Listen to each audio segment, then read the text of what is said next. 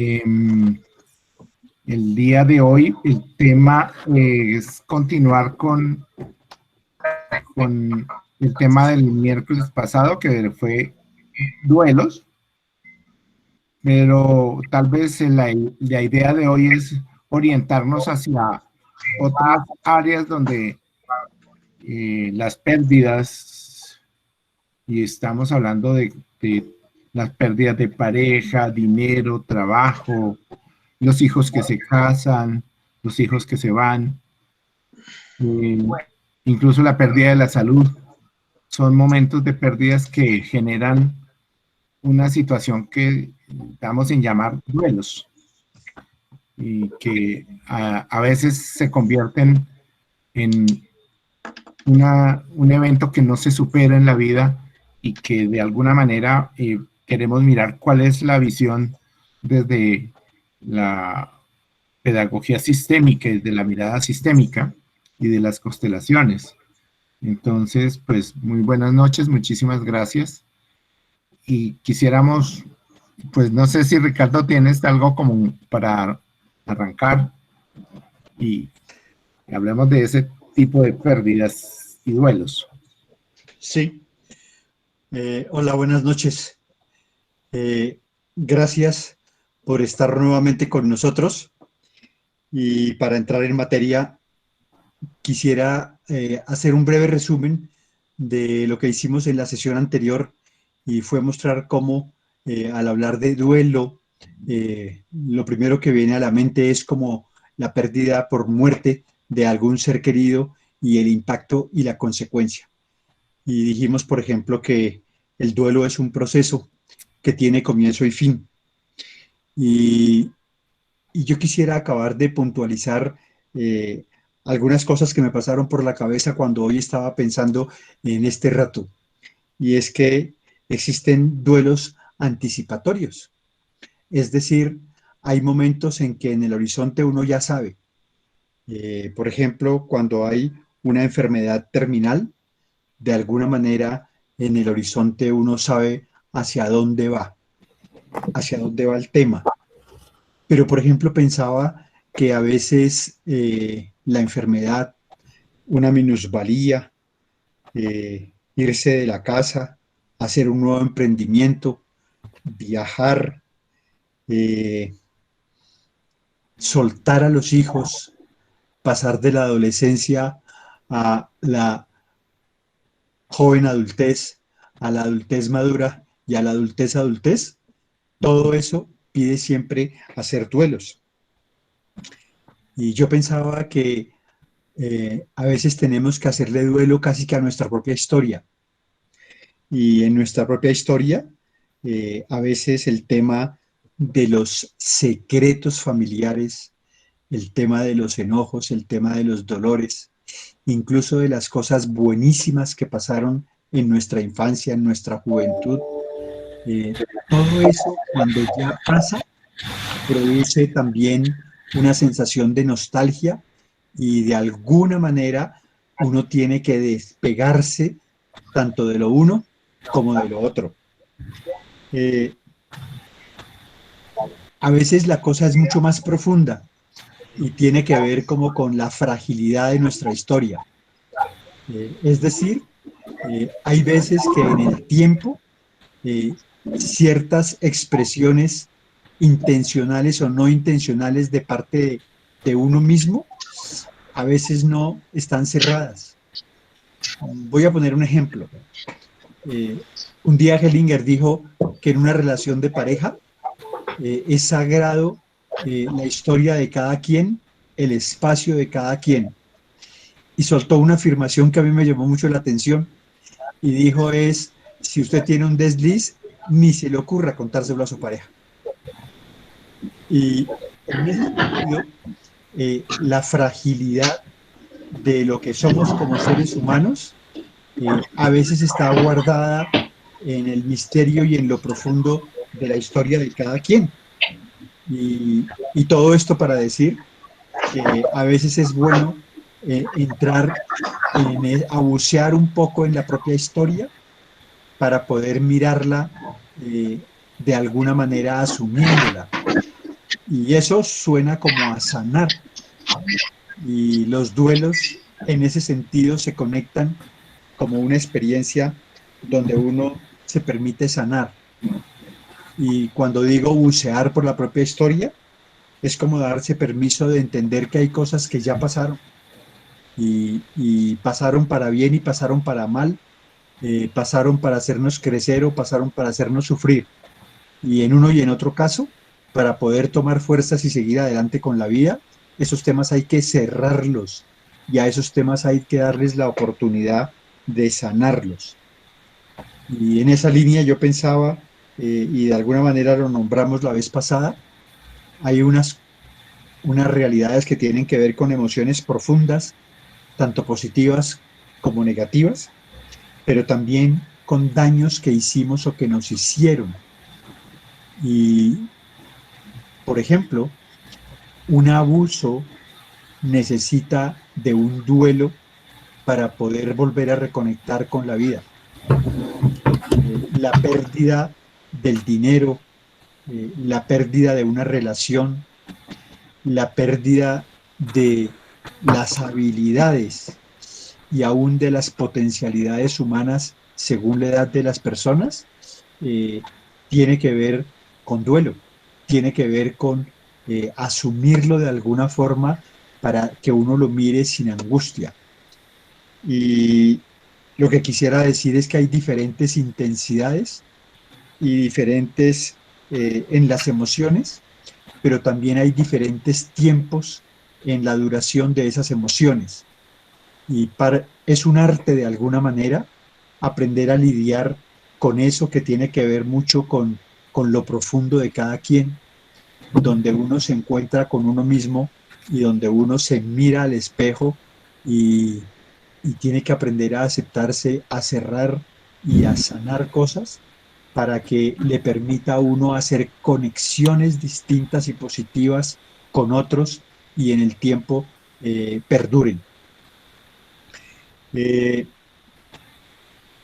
en fin, eso podría abrir un espacio a que miremos ciertas situaciones que ameritan hacer un duelo. Y se me ocurre que, que el duelo significa que yo me hago responsable, que yo lo asumo y lo asumo con lo que él significa.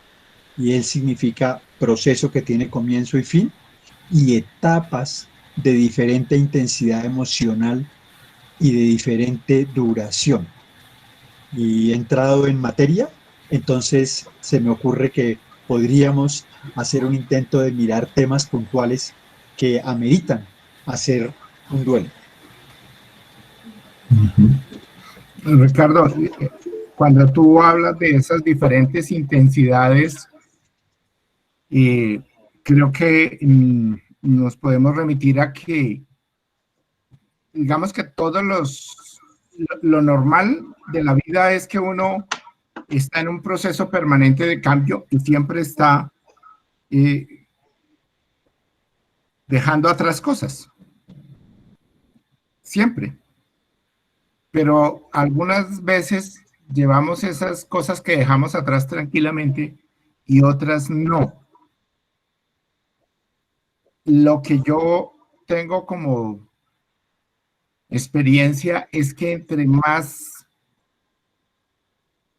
temprano en el crecimiento, en la edad de la persona, hayan esas pérdidas que dejaron ese duelo, más difícil es aprender a superarlas. Es decir, creo que la manera de resolver los asuntos de esas pérdidas y esos cambios, no las llamemos solo pérdidas porque nos quedamos como en la parte negativa, finalmente son cambios, tienen que ver, por ejemplo, con experiencias de amor interrumpido. En muchas, por ejemplo, en las relaciones de pareja, cuando han habido historias de amor interrumpido, el miedo con la pareja es que esa experiencia se repita. Y que cualquier situación que se presente en la pareja entonces es como vista como esa amenaza a que se repita esa experiencia del amor interrumpido. Entonces, como que, el amor interrumpido sabemos que se refiere a una etapa muy temprana de nosotros, de cada uno de nosotros, ¿sí? Tiene que ver con esa cosa que llamamos apego. Y ahí hay un tema del apego bien interesante. Hay un autor inglés, Bowlby, que habla del apego y habla de 3 tipos de apego, ¿sí? El apego seguro, que es aquel del niño que crece tranquilamente y siente la presencia de sus padres, sobre todo de mamá. Y es ese niño que cuando lo llevan la primera vez al jardín y lo dejan allá, ese niño sabe que se va a quedar allí en ese ambiente nuevo, que en cierta forma pues significa un cambio para el entorno del niño, pero que como que él sabe que se va a quedar ahí y mamá regresa. Mamá la deja de ver, pero luego va a regresar. Ese es un apego seguro, es decir, el que es capaz de hacer el niño así. Hay otros apegos, que son los apegos inseguros. Es el niño que hace la pataleta, pues terrible cada vez que lo lleva al jardín y se agarra de la falda de mamá y de la pierna de mamá y no la deja ir y llora todo el día y llora todo el tiempo hasta que vuelve mamá. Este autor Bowlby lo llama el apego inseguro. Y hay otro apego que pareciera un desapego, y es como que el niño que pierde la esperanza de volver a ver a su mamá. Y ese niño se vuelve muy desapegado, se vuelve autosuficiente. Y es el niño que se madura, decimos, ay, ese niño como es de maduro, como es de, parece un hombrecito ya. Y es un niño muy maduro, muy maduro, entre comillas, que aprende a defenderse solo. Y como que dice, yo no necesito a mamá. Él habla de esos 3 tipos de apego. Y acuerda que el apego tiene que ver, para conectarlo con la pedagogía y con las constelaciones, tiene que ver con la pertenencia. Es decir, lo que más nos duele y lo que más miedo nos produce y lo que más de pronto dolor y rabia nos produce es no pertenecer. Es decir, que nuestro apego no nos dé el resultado que esperamos, que es la seguridad de la pertenencia, la seguridad de hacer parte de. Y creo que después, en cada proceso de cambio, algunos pues son evolutivos y estamos tranquilos ahí, pero algunos son abruptos, algunos son difíciles. A eso es que le llamamos las pérdidas, a los cambios abruptos. Entonces, ahí ese apego que se forma desde allá, desde la relación con mamá, se vuelve y sale, ¿sí? Y nos actualiza. Esto es pues lo que me hace ver esto que dice Ricardo, de esa diferencia y de duelos más profundos o menos profundos, ¿sí? De diferentes intensidades del duelo. Sí, mira, y yo quisiera como afirmar que me parece bien interesante que hayas tocado el tema del amor interrumpido, porque efectivamente el amor interrumpido tiene todo que ver con la pertenencia y tiene que ver con, en términos de consecuencias, tiene que ver con desequilibrios, pero la persona que ha experimentado un amor interrumpido siempre tiene la tendencia a vivir intensamente la emoción que le produjo el desprendimiento del cordón de su mamá. Y eso es el enojo. Entonces, sabemos que los datos para reconocer un amor interrumpido y de alguna manera una historia no cerrada, no sanada, no elaborada, tiene que ver con que el adulto se enoja. Y como lo insinuaba muy bien Guillermo, el adulto que ha tenido una experiencia de amor interrumpido le cobra eso a él mismo, a su pareja y a quienes están muy cerca de él. En ese sentido, uno mira que los apegos, como bien lo has mostrado, son por una parte como un derecho, y eso es como para mí el sentido de pertenencia, el apego sano, el apego al que tengo derecho, a la posibilidad de la conexión con los míos, a pertenecer a mi arbolito. Ese es el apego sano. El apego no sano es el apego que duele. Y la tarea es eso, la tarea es cómo el apego no sano, por ejemplo, a veces nos vuelve consumidores, ¿cómo se llama eso? Consumidores casi que obsesivos, pero también nos hace a veces llenar de cosas lo que emocionalmente no encuentra su lugar. Dicho de otra forma, esta tarde conversamos un poquito con Guillermo y él decía, y de alguna manera uno termina pensando, por ejemplo, en prosperidad y efectivamente un apego, un apego sano al que se tiene derecho, más aún al que se disfruta, eso construye. Pero un apego que duele, un apego que enoja, también obstruye a la prosperidad. Y allá está un tema de darse permiso de volver a restaurar, y ese es un objetivo, uno de los objetivos de la precisión del dato que hay atrás de el amor interrumpido. Es cómo se vuelve a reconectar, cuál es la manera como se restaura la relación para que la persona se tranquilice, porque, insisto, eso tiene consecuencias. Y allí, en el fondo, el amor interrumpido es un tema de pertenencia que produce desorden, que requiere, cuando somos adultos, un proceso de restauración. Muy bien. Creo que tenías la idea de empezar a hablar de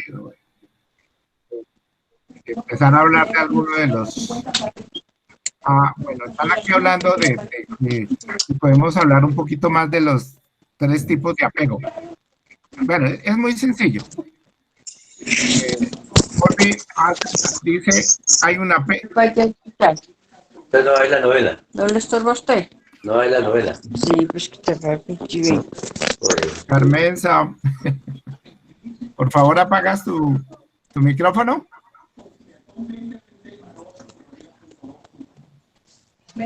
Con este dato que reveló la JEP, 2.680 integrantes de la fuerza pública que se han sometido voluntariamente a esta producción especial de producto del acuerdo entre el Estado colombiano y la guerrilla de las FARC. Entonces John Bowlby habla de la relación del niño con la madre.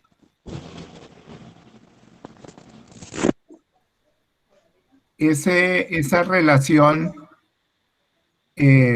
pues, que habla Ricardo ahorita de el momento en que se desconecta el niño de la madre en el momento del parto, ¿sí? En el entorno uterino, el niño está tranquilito, apegado a mamá, dependiente, absolutamente todo resuelto, la temperatura, la comida, no hay frío, no hay nada, ¿sí? Pero cuando nace, el niño empieza a sufrir, o sea, perdió la tranquilidad y el entorno uterino y sale a un ambiente que es mucho más frío. Ya no tiene la comida resuelta, sino que tiene que ir aprendiendo a esperar. Y ¿Cómo se relaciona? Él dice una cosa, no conozco nada que se llame un niño sin una mamá. Y no conozco nada que se llame una mamá sin un bebé. Es decir, ellos dos forman una diada, una cosa que son inseparables. Y eso es lo que nosotros sentimos por nuestra mamá. De alguna manera, la mamá suministra todo lo que el niño requiere, ¿cierto? Lo que el bebé requiere. Pero a veces, y estamos hablando de la vida real, a veces la mamá no puede estar, tiene que irse a trabajar, tiene que ir bueno, lo que sea, a hacer otras cosas. Ya mamá no está el 100% del tiempo para ese niño. Pero el niño siente la seguridad de la presencia de mamá, ¿sí? Si de alguna manera la experiencia, como en el caso de los amores, del amor interrumpido de la mamá, es esa experiencia de nacer e irse para una incubadora, o mamá se va y la tienen que operar y la mamá está, entonces queda separada del hijo, o se muere mamá en el parto. Eso da una relación de desapego impresionante, o sea, una sensación de no pertenecer, de no estar completo, de soledad. Y eso pues al niño le da miedo, inseguridad, intranquilidad. Entonces el apego seguro es aquel en que el niño es capaz de, y no es inmediato, es parte del proceso, en que el niño es capaz de tolerar la ausencia de mamá y estar tranquilo durante esa ausencia, porque de alguna manera sabe que mamá va a volver. Ese es el apego seguro. ¿Sí? Es como esa parte. Y eso va a dar lugar a una relación más tranquila en el proceso de crecimiento del niño con sus padres, del niño que luego va creciendo de joven y puede salir y volver, del niño que, o del joven o del adulto que es capaz, por ejemplo, de establecer una relación de pareja tranquila, porque no siente esa ausencia como algo angustiante, sino que es capaz de verla de manera tranquila. Hay otros niños que tienen un apego inseguro. Ese apego inseguro es la absoluta necesidad de tener siempre ahí presente, en tiempo real, a su mamá. Entonces ese niño que llora, que grita, porque mamá se va, así sea, a hacer el mercado, o porque cuando lo dejan en la escuela o en el colegio, arma en la pataleta y llora todo el tiempo y está triste y llora hasta que vuelve. Muchas veces los maestros llaman a la mamá para decirle, no, mira, venga por su niño porque este niño aquí no se ha podido adaptar. Y entonces ese niño no tiene la capacidad de adaptación a los cambios. Es un apego inseguro. Que seguramente después cuando llegue a ser pareja será celoso, intranquilo. Controlador. Controlador, sí, muy controlador, sí. Ese es otro pero. Hay otro niño que uno puede imaginarse una situación de desesperación absoluta y de mamá no va a volver. Entonces ese niño de alguna manera renuncia a la esperanza. Y entonces dice, yo no necesito que mamá venga. Y yo me las puedo arreglar solo. Y esos son esos niños que nosotros damos, ya lo decía, esos niños que son como adultos, como pequeños adultos. Ese es un apego que renunció, y tiene un nombre, a ver si me acuerdo el apego, que renunció a esa expectativa, renunció a la esperanza, ¿sí? Entonces, el asunto es que él crece, pero crece autosuficiente. El apego ambivalente, dice Lady. Sí. Entonces, ahí ese niño crece autosuficiente. Bueno, hay que leerse y es mucho tiempo y es muy bonito. Lo de Bowlby es muy bonito. El lenguaje de Bowlby es muy sencillo, no es nada complicado. Y lo pueden encontrar también en el internet. Muy bien, por aquí me hacen una pregunta si el padre tiene que ver con eso del apego. Claro que tiene que ver, ¿sí? Porque es que tiene que ver de dos maneras. Uno, con la presencia directa con el hijo y la seguridad que le da, la presencia y la conexión que logra con el hijo, ¿sí? Y eso se siente, y entonces hay padres muy presentes, pero también vamos hasta el otro extremo de los padres ausentes, así sea que estén ahí, pero afectivamente no se dejan sentir.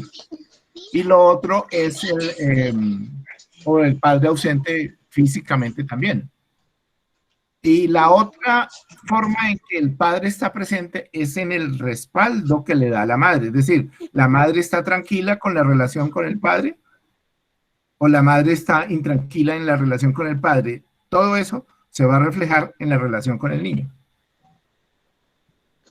Bueno. Mira, yo quisiera enfatizar en ese sentido que en términos de orden,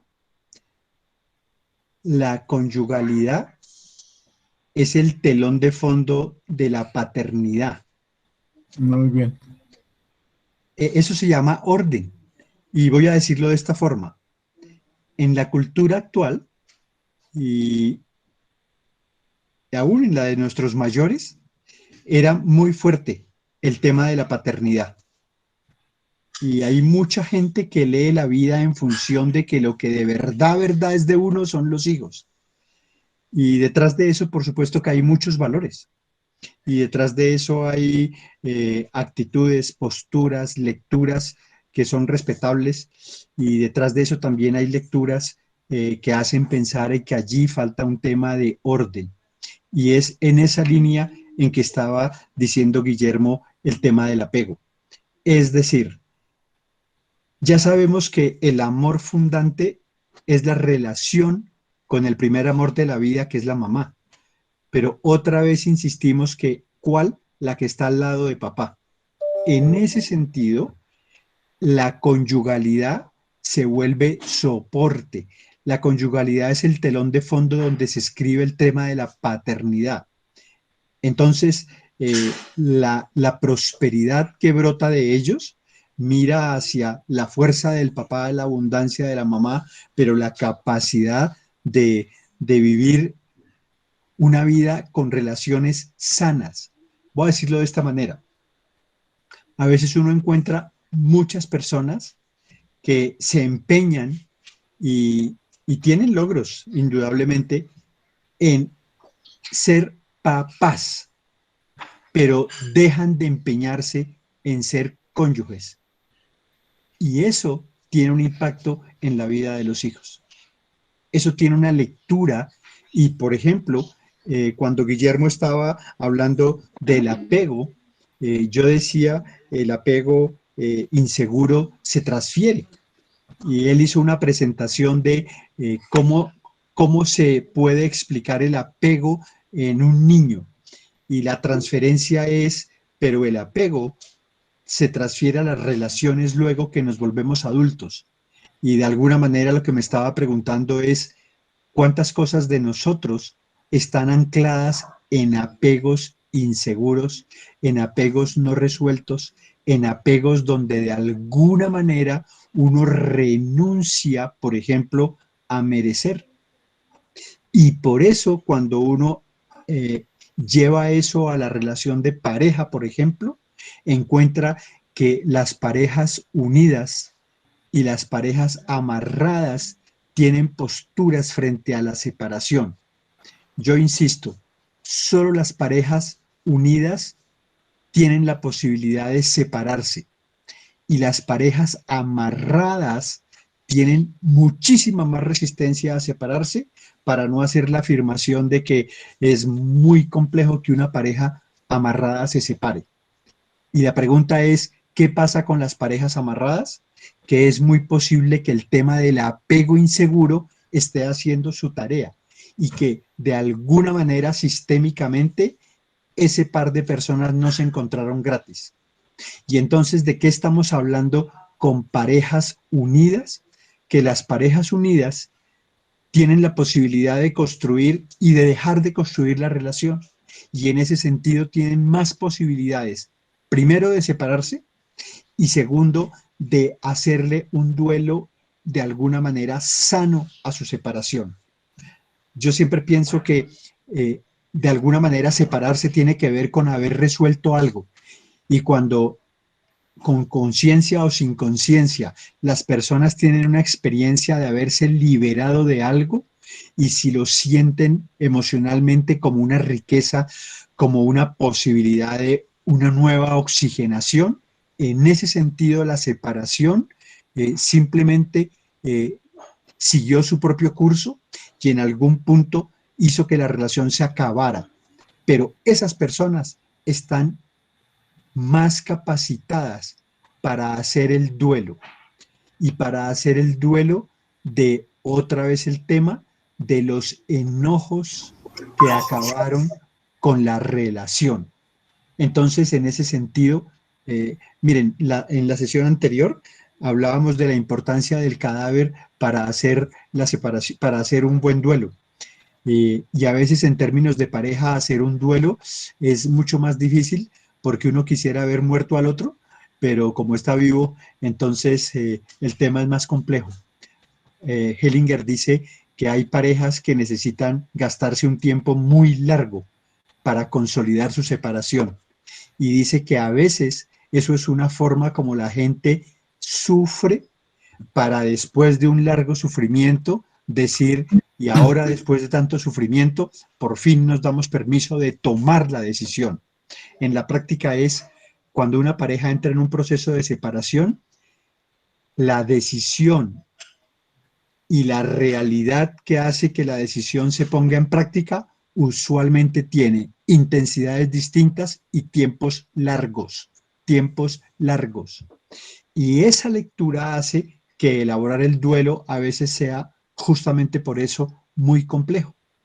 A veces digo que muchas personas no se deberían casar, pero en mi experiencia muchas más nunca se han debido separar. ¿Por qué? Porque mucha gente que relata las separaciones, por ejemplo, en medio del enojo, de alguna manera reconoce que en un momento determinado la copa se derramó y después, aunque la gente dice no era para tanto o todavía quedaba hacer algo por la relación, sin embargo, la gente que lo hace en un contexto de muchísimo enojo difícilmente da reversa.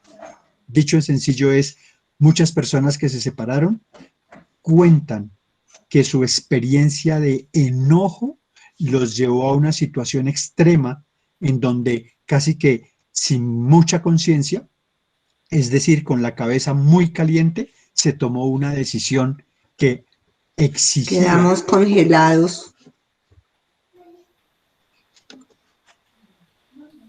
Yo tengo bien la señal. ¿Me están escuchando? Yo también. Ok. Sí, aquí te escucho, Ricardo. Ok. Entonces, miren, Sí, señor. estaba diciendo es Yo cómo... también, todo está bien. Ok. Bueno, ya, apaguen sus, por favor. Gracias por apagar los micrófonos entonces. Estaba diciendo es que a veces, por ejemplo, a una separación de pareja, es mucho más de lo que la gente se imagina, porque no solo se acaba la relación de la pareja, se acaba la relación de las familias de origen. no solo se cortan las conexiones entre ambos, sino que a veces se le cortan las conexiones a los hijos. En ese sentido, el panorama es mucho más amplio a la hora de pensar en hacer un duelo. Voy a decirlo de esta manera. En pareja, una separación no es solamente un duelo de cada persona por aparte, es un duelo también del sistema familiar de cada quien. Es decir, es una manera de darse la oportunidad de leer, a mí me pasó lo mismo que a quien de mi familia, pero a ti te pasó lo mismo que a quien de tu familia. ¿Y cuál es la posibilidad que yo tengo de disminuir mis enojos contigo, pero de disminuir mis enojos con los tuyos y de seguir respetando que los tuyos, por ejemplo, tus papás, siempre serán los abuelos también de nuestros hijos? Y así como yo tengo clarísimo que mis papás son los abuelos de mis hijos, también en una separación hay que entrar a considerar que a esa parte hay que enrutarla en el sentido de que también los otros abuelos lo son de sus nietos. Es decir, el tema no es tan simple, no es un tema individual, pero sí pide que la persona se dé permiso de mirar su propia historia y de experimentar emociones distintas, emociones intensas, tiempos distintos. Y en ese sentido, por ejemplo, muchas veces se producen desórdenes justo desde los apegos profundos. Voy a decirlo de esta manera. Hay gente que no ha terminado su proceso de separación y ya está enganchado en otra relación. De alguna manera eso en términos, para mí no es ni bueno ni malo. Para mí es solamente un dato que muestra desorden, es decir, no se ha cerrado una relación anterior y ya se está montado en otra relación. En ese sentido, la nueva relación tiene dificultades de consolidación, tiene dificultades de prosperidad y tiene consecuencias. Es decir, de alguna manera uno escucha personas que dicen después de su separación, en términos de conseguir pareja, me estoy dando el tiempo para que pueda aprender de la experiencia que pasó, para que pueda sanar la experiencia que pasó, pero para que pueda reacomodar las tareas por hacer. Hay una tarea por hacer en términos emocionales respecto de la pareja que ahora será expareja, pero hay una tarea que reaprender y reacomodar respecto de la tarea que hay que hacer con los hijos cuando los hay en una relación que ha terminado. Entonces, no sé si eso ayuda un poco a decir que los amores interrumpidos, que los enojos inseguros tienen consecuencias en la adultez. Y me atrevería a decir que hay veces que, por ejemplo, cuando una relación se termina, hay personas que se vuelven autosuficientes en esa perspectiva que mostraba Guillermo para decir el impacto fue tan duro que no quiero que me vuelvan a hacer daño, y la persona usualmente se niega el permiso de establecer otra relación. Eso como decisión es absolutamente respetable, pero muchas veces esa posición que se asume ante la vida está cargada de enojos o de profundos miedos a causa de un daño causado por la relación anterior, que no necesariamente implica que la vida no pueda ser redireccionada, que no necesariamente implica que la persona se dé otra posibilidad de construir otra relación. Hay mucha gente que dice, por ejemplo, por mis hijos yo no volví a tener una relación. Eso para mí siempre es totalmente respetable. Pero hay una cosa que en términos de orden es importante. Usted antes de ser mamá es mujer y usted antes de ser papá es hombre. Y en ese sentido hay toda una posibilidad de darse permiso de seguir adelante con la vida. Como lo decíamos en términos de pareja, sin ti también me iría bien en la vida. Ricardo, un poquito como para cerrar, digamos, esta parte del amor interrumpido que nos da tiene esas consecuencias emocionales, esas consecuencias en la forma de relacionarnos hacia adelante, con la pareja e incluso con otras cosas, ¿no? Con el dinero, con el trabajo, con la salud, porque esos dolores y esas rabias que quedan ahí marcadas, esas inseguridades, pues van a conducir muchas veces a enfermedades o muchas veces a problemas de prosperidad o digamos que a una u otra parte del aspecto de la vida que no puede, no fluye. La forma de resolver el amor interrumpido es volver a ver a mamá. Y la forma de resolver mi problema con mi pareja es volver a ver a mamá y tomarla tal como es. Y bajarnos del dolor y del miedo y de la rabia con mamá.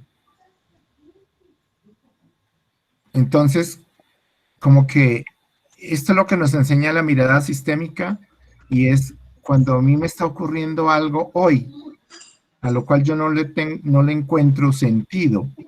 Por ejemplo, mi relación actual con pareja, mi relación actual con mi hijo, yo lo que le pido a la persona es mire hacia atrás, mire a mamá y a papá, y mire a los abuelos, y mire la historia de mamá, y mire la historia de papá, y mire a los abuelos y sus historias. Y de pronto encuentra que por allá hay algo parecido. Como dice Ricardo, como quién está pasando esto aquí hoy. Entonces, la solución es porque yo efectivamente me puedo sentir excluido de mamá en la separación, en el amor interrumpido, pero esto es de lado y lado. Yo me siento separado de mamá, estoy excluido, pero a su vez yo excluyo a mamá. Y ahí, ahí es donde yo no puedo hacer nada hoy por eso, esa historia que pasó. Digamos que mamá murió. ¿Qué puedo hacer yo? Nada. Lo único que tengo que hacer es tomar a mamá como la que me dio la vida. Es decir, yo estoy aquí por ella. Y ahí encuentra uno esa posibilidad de tranquilizarse en la vida y de poder ahora tener relaciones tranquilas con quienes me rodean.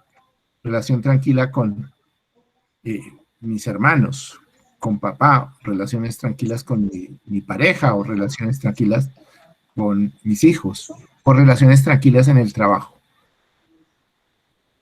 Si uno logra ver a mamá, es la manera de resolver eso y de estar tranquilo para ahora darse permiso de recibir, porque es que el asunto del apego ambivalente, que gracias por el aporte, ese apego de no necesito mamá, es que yo me niego a recibir. Tiene un problema, o sea, aparte de la pertenencia, pero pasa al equilibrio, porque el equilibrio es entre dar y recibir, y en un momento ese tipo de desapego, o apego ambivalente, desapego, es yo no necesito, yo no recibo de otros, no necesito, y entonces podemos pasar por soberbios, pero en la soberbia, en el fondo ahí es un profundo dolor y un negarse a recibir. Bien. Aquí hay una pregunta, Ricardo, que me parece que podemos abordar. A ver cómo la ves tú. Dice, a muy buena edad mi hijo se casó, se marchó a formar su hogar. Siento que lo acepté, pero nunca pensé que me abandonara totalmente, al punto de que nunca volvió a visitarme, a saludar. Luego de 11 años, con la nuera no hay buena relación. ¿Cómo se supera esto? Siento maltrato, abandono y exclusión. Muy bien. A ver, ahí es donde uno se debe hacer la pregunta de que esa experiencia para esa mamá en concreto es tan dura como la de quién. De alguna forma el tema que está al fondo me sonó ahí mismo a lo que hacemos los papás, es equipar a los hijos para que se larguen amorosamente de la casa, pero asegurándonos que se larguen. Es decir, orden es posibilitar hacer un esfuerzo común desde la conyugalidad y la paternidad para equiparlos, para darles las herramientas, para entrenarlos, pero con un objetivo, que algún día se larguen de la casa, pero amorosamente.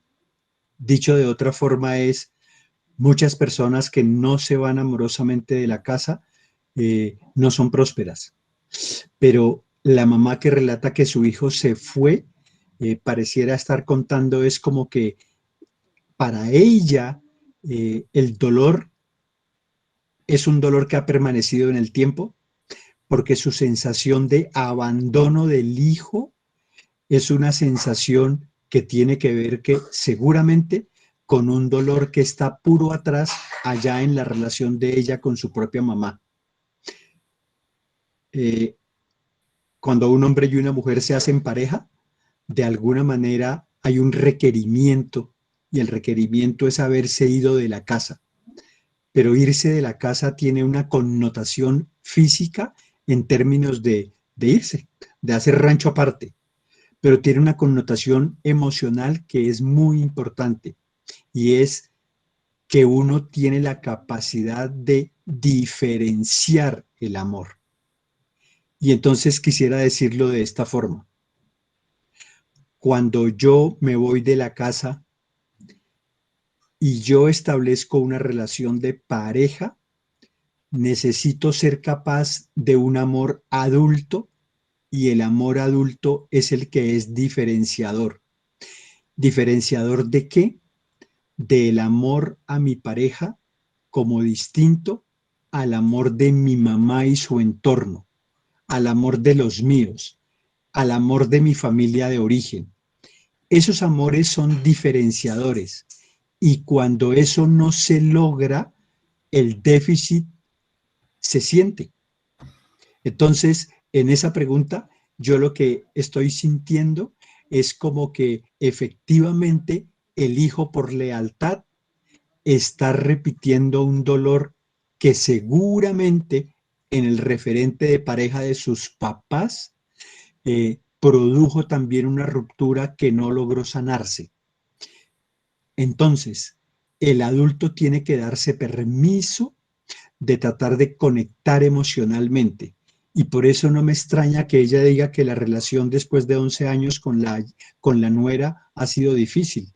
Es que la relación más que difícil con la nuera es porque la relación con el hijo es una relación difícil, pero esa atrás tiene una historia y habría que mirar esa historia, entre otras cosas, porque a veces cuando los adultos sanamos nuestra propia historia, cuando los adultos ponemos en orden a papá y a mamá, cuando los adultos los miramos uno al lado del otro y nos quedamos con los papás que nos dieron la vida y soltamos todo lo que nos dolió, eso inmediatamente en términos de sistema es el mejor servicio que se le puede hacer a un hijo que incluso ya es adulto y que incluso tiene ahora una vida de pareja y tiene una vida diferenciada en su relación con su pareja y su mamá.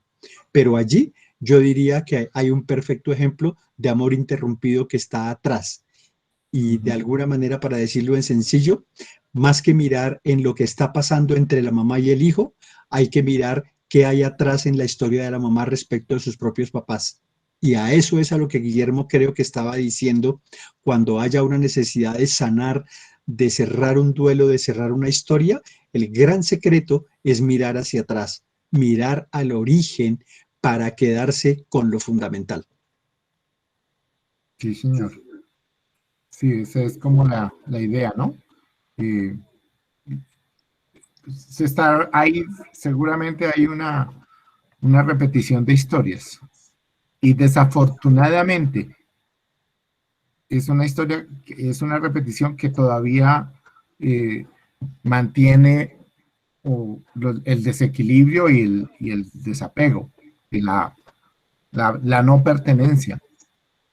Eso va a tener también sus consecuencias hacia adelante, pero la manera, no podemos mirar hacia adelante para resolver eso, tenemos es que mirar hacia atrás y sanar nuestra propia historia con papá y con mamá, entender a mamá en sus dolores, en sus rabias, a papá en su dolor y en su rabia, en su soledad, incluso en el maltrato, si es que lo hubo, no sé, estoy aquí hablando desde las experiencias no específicas con Lilia, y también mirar a los abuelos, y tal vez cuando uno mira eso y dice, ahora yo entiendo que su dolor, su tristeza es mi dolor y mi tristeza, pero yo con amor y respeto dejo con ustedes su dolor y su tristeza. Y yo me hago cargo ahora de mí, que es como lo que dice Ricardo, el amor adulto, el amor que creció, y ya no somos, cuando uno se queda como en la rabia y uno se queda en el dolor, uno se queda como niño, se hace pequeño y se queda ya como niño. Y entonces, ¿cómo crecemos? Voy a decir esto que oí hoy, Ricardo, pero muy interesante, de alguien que dice que para los animales, por ejemplo, y la imagen que estaba poniendo era una gacela en una sabana africana, se ve amenazada por un león. Y entonces la gacela sale corriendo y corre y se pega pues el susto terrible por la vida que puede perder a manos del león, pero finalmente se salva y quedó viva, ¿sí? Y él dice, y esa gacela después ya pasó el susto y se acabó. Ella sigue viviendo y ella ya no se acuerda después del susto. Es decir, el evento genera una sensación, una emoción, se salvó y ya, pasó. Pero los humanos somos inteligentes. Y la inteligencia es recordar siempre ese susto. Dice, somos inteligentes y entonces, como somos inteligentes, ahora cada vez que yo tengo alguna situación, así sea pequeña, con mi pareja o algo, lo que me recuerda es ese susto que tuve cuando era chiquito, ¿sí? Y entonces, o eso que pasó hace 20 años o 40 años, la inteligencia es eso, recordar y sufrir con eso otra vez. Me pareció muy interesante la cosa de cómo la inteligencia del ser humano le hace que sufra, a diferencia de la gacela, que tuvo un susto, pero ya después ya no sufre, porque quedó viva, y es la que a nosotros se nos olvida, que estamos vivos. Interesante, mira, ¿no? y en ese sentido me haces pensar que la memoria del dolor es larga y la memoria de la felicidad es corta. Muy Y bien. eso sí que se ve en una relación de pareja. Sí, pero yo lo que no había entendido era que eso es por la inteligencia del ser humano. Sí, ok. Ok, de acuerdo. Miren, es que estoy viendo una pregunta que dice el desprecio de una madre hacia uno de los hijos. Okay. El desprecio de la madre hacia uno de los hijos y la preferencia notoria hacia el otro hace parte también del amor interrumpido. Simple y llanamente, sí. Así de simple. Es decir, la sensación que a un niño le queda respecto de esos comportamientos de mamá, a veces conscientes o a veces inconscientemente, a veces más intencional o menos intencionalmente, se transfieren y el niño los experimenta como amor interrumpido. Otra persona preguntaba, al finalizar la sesión anterior, ustedes trataron la pérdida de un hijo. situación que me pasó hace 25 años y lloré como si fuera hoy y sentí que no he sanado saludablemente esta pérdida. ¿Es posible volver a retomar el tema ya que fue muy poco el espacio para la sanación? Y yo diría que no.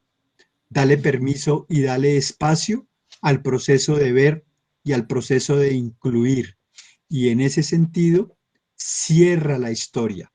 Y si te consuela, ciérrala y nunca más la vuelvas a mencionar. A ver, voy a subir un poquito el cursor y dice, los apegos tienen que ver con el homosexualismo y se manifiestan después de estar casado y tener 5 hijos. Eh, los apegos y los desapegos, a veces hay que mirarlos en este sentido. Un apego no es ni bueno ni malo, depende de la intensidad, pero también depende de si el apego clasifica dentro del ámbito de ser un apego sano, de ser un apego ambivalente o de ser un apego inseguro. Y uno podría decir que eso genera homosexualismo. Mi respuesta es no necesariamente, no necesariamente. Hay dinámicas de la homosexualidad que tienen que ver o que se podrían conectar con el apego. Puede que sí, pero uno no podría decir que es que el apego genera una dinámica de homosexualidad. Creo que un día mencionamos cómo hay dinámicas que se asocian más, por ejemplo, a maltratos, a violencias, a exclusiones, a intenciones respecto de los hijos. Entonces, ¿los apegos tienen consecuencias y se transfieren a la vida? Sí, pero no para decir categóricamente que tienen que ver con homosexualismo. No sé si quieres comentar algo más, Guillermo. No, sobre eso no me parece que sí está, es decir, puede que sí, pero no es como lo marcado, ¿no? Ajá. No es como lo marcado, es decir, el apego como lo interpretado de pronto, no sé si la pregunta va hacia una identificación con el padre o esto que es una de las visiones desde otras escuelas de la psicología, como que hay identificación marcada con la madre o con el padre, y que eso, digamos, contribuye a esa forma de relacionar de elección de pareja que es la homosexual, ¿no? Pero yo no me parece que sea muy explicada, que sirva como una buena explicación, no parece. A ver, puede que sí, pero además aquí yo vuelvo e insisto, no hay fórmulas, no hay recetas. Todo depende de la situación concreta de cada persona y de su historia. Y las historias son tan disímiles, por eso no es tan fácil, digamos, no hay una fórmula para resolver ni para entender todos los fenómenos. Seríamos muy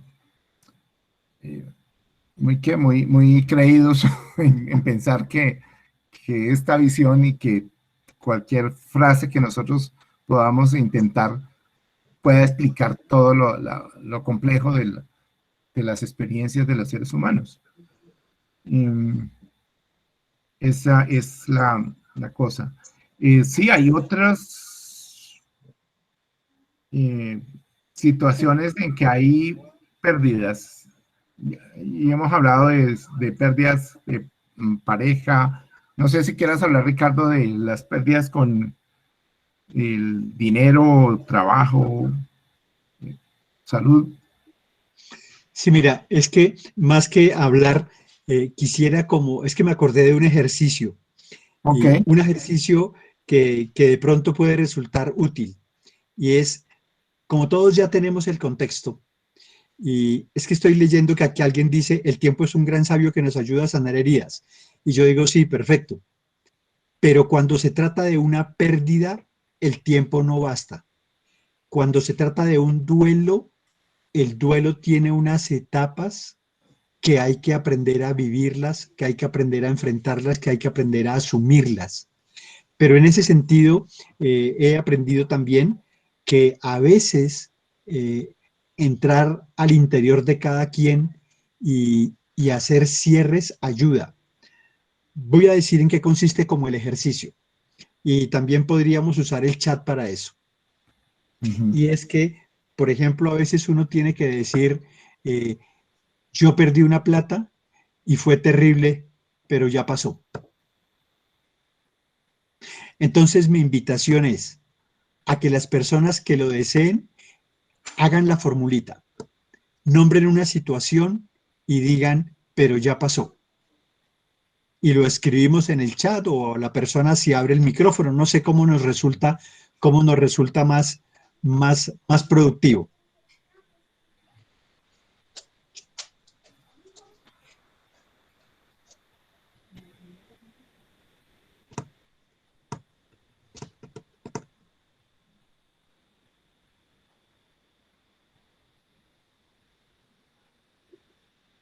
Yo perdí una relación de pareja y ya pasó. Ok.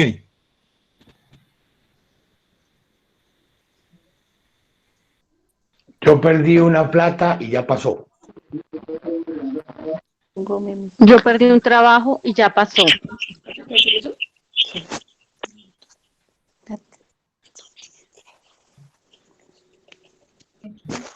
Yo Yo perdí a mi esposo, pero ya pasó. Yo perdí mucha plata, pero ya pasó. Yo perdí 2 parejas, pero ya pasó.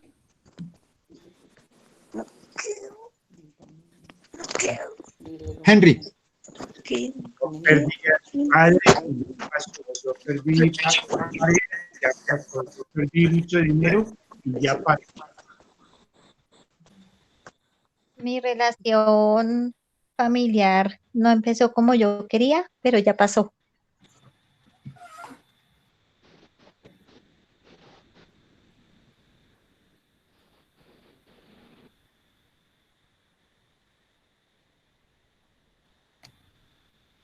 Yo estuve muy enfermo, pero ya pasó. Algún día tuve cabellera, pero ya pasó. Yo estuve a punto de morir, pero ya pasó. Muy bien.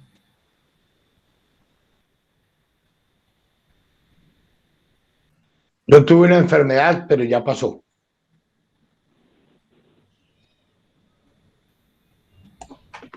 Yo perdí a mi hijo de 17 años, pero ya pasó. Yo, Sandra Bravo, no tuve a mi padre, pero ya pasó. Gracias.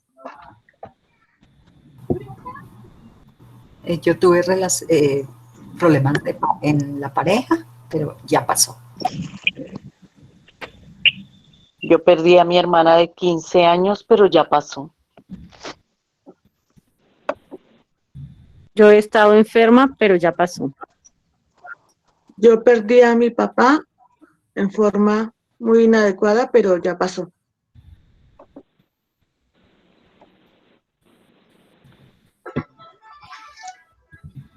Yo estuve enferma, pero ya pasó. Estuve semiparalizada, pero ya pasó. Muy bien, y ahora les invito a que nos demos permiso de aterrizar mucho más eso a la propia historia. Por ejemplo, yo tuve muchos miedos en un momento determinado de mi vida, pero ya pasó.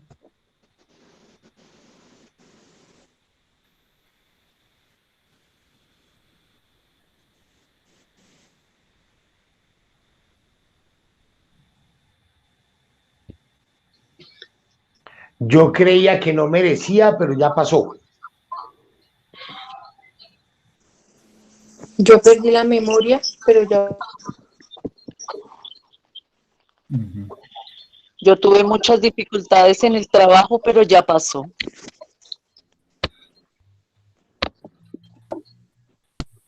Yo creía que nunca iba a ser capaz de vivir sin alguien por el que creía que me iba a morir.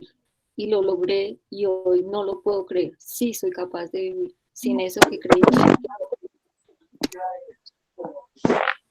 Y di, pero ya pasó.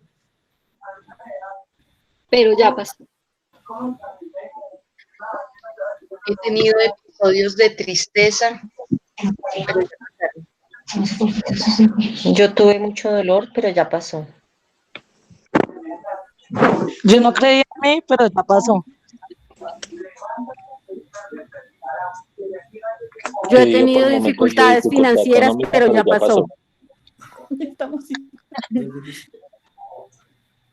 Yo creí en alguien, pero ya pasó.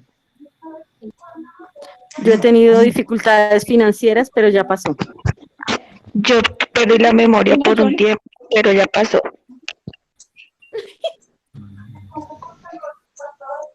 He pasado por momentos de dificultad económica y financieras, pero ya pasó. He tenido muchos desengaños, pero ya pasaron.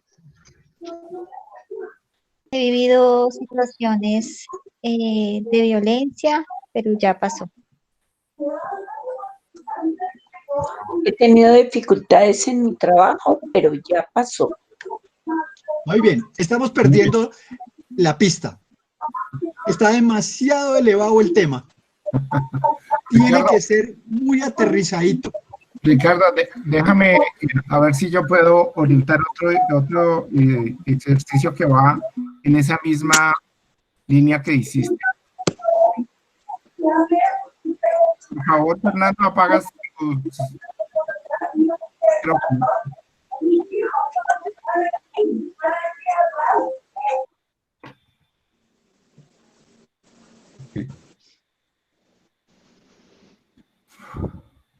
Entonces, yo les voy a pedir que hagamos el siguiente ejercicio. Vamos a recordar alguna situación o alguna persona que nos ha costado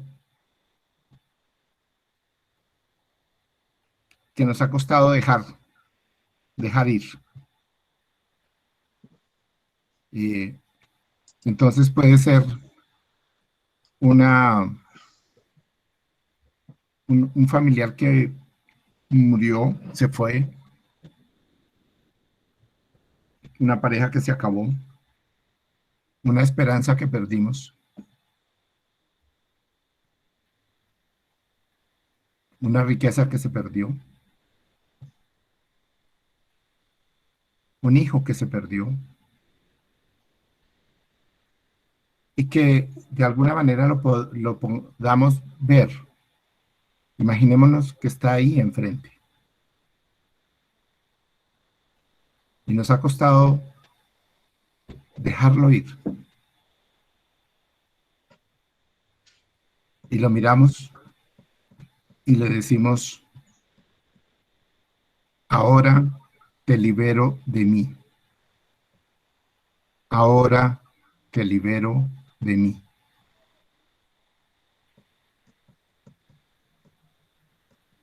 Ahora te libero de mí. Y luego levantamos los ojos por encima de esta pérdida y miramos allá atrás, muy atrás, a papá y a mamá, los que nos dieron la vida.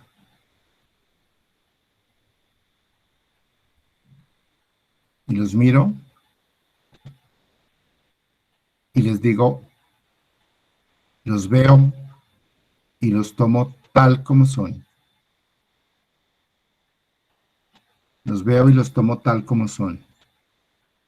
Y ahora me voy a dar permiso de hacer algo bonito con mi vida, por esa vida que ustedes me dieron.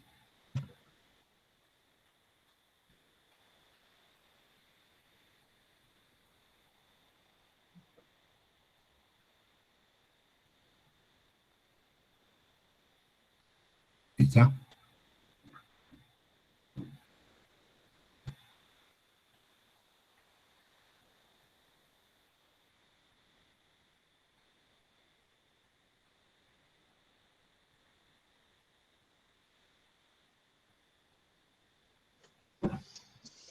Listo. Muchas gracias. Y quisiera agregar en esa línea que lo que ya pasó solo tiene efecto si pasa, si uno libera y se libera. A mí en lo particular me llama mucho la atención como la posibilidad de cerrar temas, de no volverlos a mencionar, porque de alguna forma el cerebro se empieza a acostumbrar que hay cosas de las que uno se libera, hay cosas que uno suelta y hay que dejarlas que partan, soltar. Y de alguna forma, según lo que estábamos diciendo hoy, eso también es una forma de desapego que a veces produce efectos muy positivos para que la vida fluya de una manera más amable, más amorosa, mejor conectada. Muy bien, Guillo. Chévere eso. Muy bien. Creo que podemos dejar ahí eso y que nos permitamos guardar silencio sobre este último ejercicio para que sintamos cuál es la fuerza de ese ahora te libero de mí y de ese volver a ver la fuente de la vida y de la prosperidad. Y tal vez con el silencio, que es como dice Ricardo, ya pasó, tal vez con el silencio podamos encontrar tranquilidad a aquellas cosas que todavía nos dolían, pero que ya pasó.